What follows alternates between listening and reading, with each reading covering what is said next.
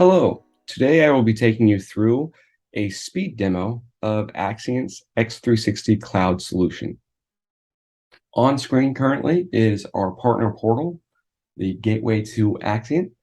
It's a multi-factor login to get you to all things Axcient, one of those being the x360 Cloud solution. Let's go ahead and launch that. That will take us into the reseller dashboard or the MSP level dashboard of x360 Cloud.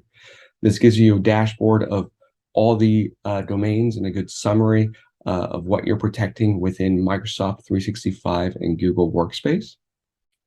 So we have a nice summary breakdown, even a pie chart that will take you through what's in your backup repository. If there were any issues with any of the organizations or domains, those would be listed here. But currently, all my organizations are functioning normally. We can also pull backup reports and summary reports directly from this dashboard. So if I click on summary report, I can pull that summary for the previous day, previous 7 days, and previous 30 days. Great for those weekly and monthly reporting needs. With this, I can also click on organizations, and this will bring up an organization list and showcase what domains I'm connected to. Give me a rundown of what's going on there. So we can see Mifflin Paper here. I have a successful backup. The last full backup was ran yesterday, and a breakdown of what's being protected.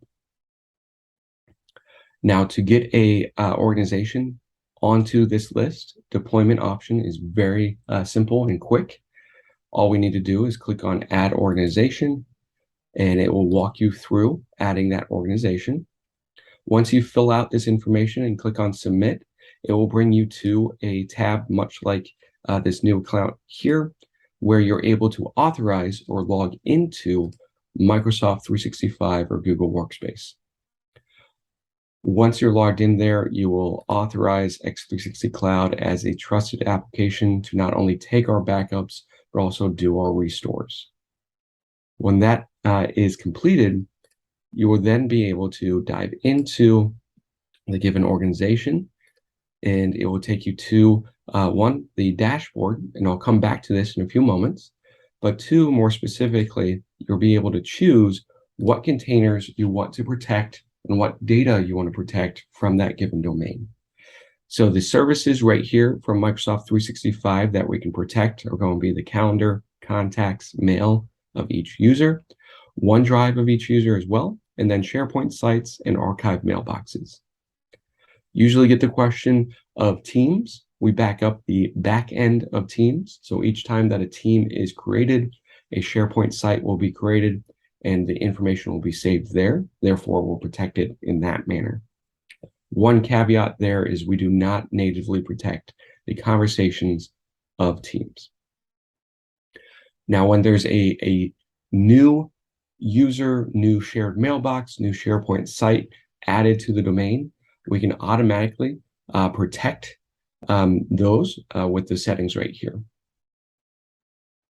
Now, when we want to get a little bit more specific about what users we're protecting, what SharePoint sites, what archive mailboxes we're protecting, that's going to be in the accounts list here.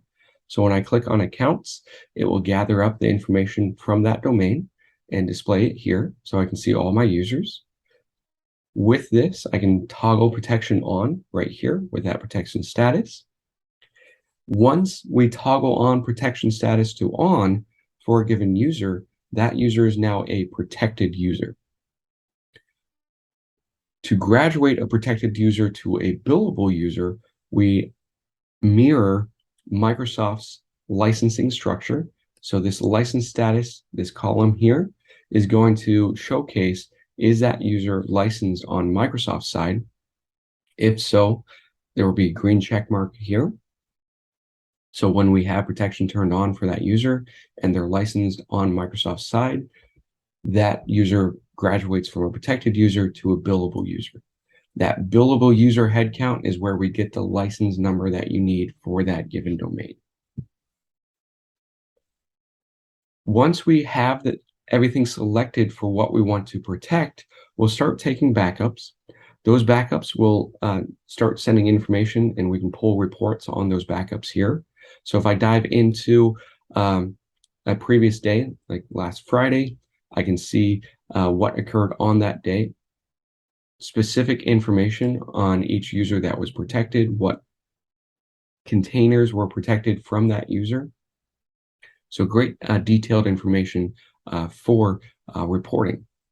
In addition to reports, any activity, whether it's user activity or system activity, is fully audited within this audit log. So we can have that security of knowing, has someone gone in, has someone looked at backups, has someone done restores, what's going on within X360 Cloud, everything's fully audited right here. Jumping back to the specific organization dashboard, right here we have a nice breakdown and summary of what's being protected from that domain. Again, that billable user headcount and protected user headcount there. I have a nice pie chart. I can change that to number of items as well of what's in my backup repository for that domain. And then down below, recent activity in terms of backups and restores. With this, once I do have those backups going, we can kind of flip the conversation from, hey, we have that data protected. Now let's talk about what we can do from those backups. How do we restore that information? Let's start with a macro level restore and then get down to granular level restores. So on the macro side, if I jump back to my accounts list, within my accounts list, what I'll be able to do is click on a user and do a macro level restore, meaning I'm restoring all items of a specific type from that user. So let's go with this scenario, since we're looking at Mifflin paper here, that Michael Scott is leaving Dunder Mifflin, starting his own paper company. Therefore, we need to take Michael Scott's information and get it to maybe Jim and Dwight so that they can work on those accounts and move forward. That's what we call a cross-user restoration. So we don't limit you to restore to the original user. You can restore to any user within the given domain. So if I click on Michael Scott's name here, I'll get a nice pop-out on the right-hand side. This gives me a breakdown of what information we have linked to that user. Again, a nice little pie chart there. I can see I have some emails and documents and events here. To restore those at that macro level, I'll click on Restore User. In a moment, the Restore Wizard will populate. And in here, I'm going to select a date that I want it to restore from. So maybe last Friday. Within here, let's just go ahead and restore the mail items. And here, I'm going to select who I'm restoring to. So again, that cross-user restoration. So I start typing out Jim's name. The Restore Wizard's going to go to that list and find the users that match what you're typing.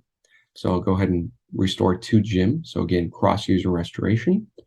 And then when we restore to a recovery folder that's created at the time of that restore. Therefore, we're not going to overwrite existing data that's within that live database. We're also not going to create duplicate entries there. And your end user will be able to quickly locate, hey, here's that restore folder. So I'll put MS emails, so Michael Scott emails. And so when I restore this, Jim will be able to go to his mailbox, and at the root of his mailbox will be a new folder entitled MS emails. And within there, the folder structure of Michael Scott's inbox and all the information within there. So again, that's at that macro level of doing a restore. We can also do a macro level restore of SharePoint sites and archive mailboxes. Same kind of process. What you do is from the accounts list, when we click on SharePoint, this will bring up those SharePoint sites right here. And if I click on one of those sites, I'll get a pop-out on the right-hand side and then restore site. And this is going to be that restore at that macro level, so the full document library of that given SharePoint site. Right here, again, Restore Wizard for that site that I've selected, and I put in my parameters of that restore. Now, most cases, you won't need to do a restore at that macro level all the time.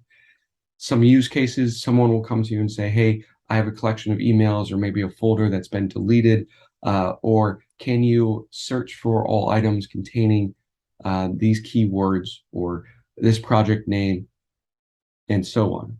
We have two tools that allow you to do those granular restores.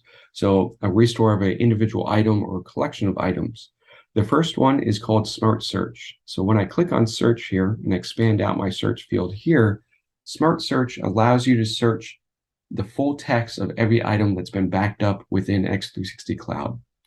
So in here, if I type in some keywords here, again, maybe a project name, invoice number, so on, I can also apply different filters. So maybe I just want emails and maybe a specific user. I can apply those filters right here and click on search, and the quickness of my search results come up very quick here. So everything matching what I've typed in that smart search. With this, what I'm able to do is click on one of those items. I get a pop-up on the right-hand side again. This showcases the header of that item. Also allows me to view the plain text of that item. If I click on restore, it allows me to restore that individual item with the same restore options of cross-user and going into a restore folder. In addition to that, I could select multiples and restore the selected, or I could select all. That would be restoring all 212 items there. Now, Smart Search is a very powerful tool if you know some keywords that you're looking for and the parameters of those filters. In addition to Smart Search, we have our browser, and our browser is more of a point-in-time ability to see a user's OneDrive, a user's mailbox, and also a SharePoint site. So when I click on browser here, within here, let's go ahead and continue looking at Michael Scott's information. So I'll click on Michael Scott. This will showcase his OneDrive and also mailbox. So in here, I can see what items we have for his particular mailbox and what's there. I can even apply a date to here. So if I want to showcase what was there on August 1st, I can update that, and it will refresh the page and only showcase the items that were there on August 1st. With this, I'm able to select an item, again, get that pop out on the right-hand side, view the plain text. I'm able to select that item and then restore that item. I can select multiples.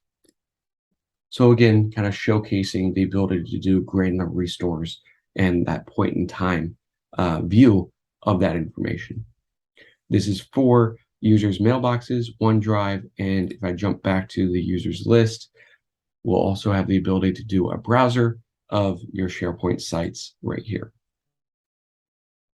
Now, again, all interaction, whether it's user-generated or system activity, all of that's going to be showcased in the audit log. But if I jump back to the reseller dashboard, and within here, we have the full audit log for everything within X360 Cloud, rather than organization specific. And then if I jump into settings, this is where I'm able to set up email notifications. So if I want to be notified of maybe a restore that doesn't complete or a backup that runs into a issue, this is where I can set up those warnings and notifications, and also attach a health report to that email. And lastly, we have a PSA integration with ConnectWise, so we can send those warnings and notifications up to ConnectWise. With that, I'll jump back to the dashboard. Again, this is a speed demo of X360 Cloud and how we're protecting Microsoft 365 and Google Workspace. If you have any further questions or would like to have a one-on-one demo, please reach out to your team here at Axcient, and I look forward to speaking to you all.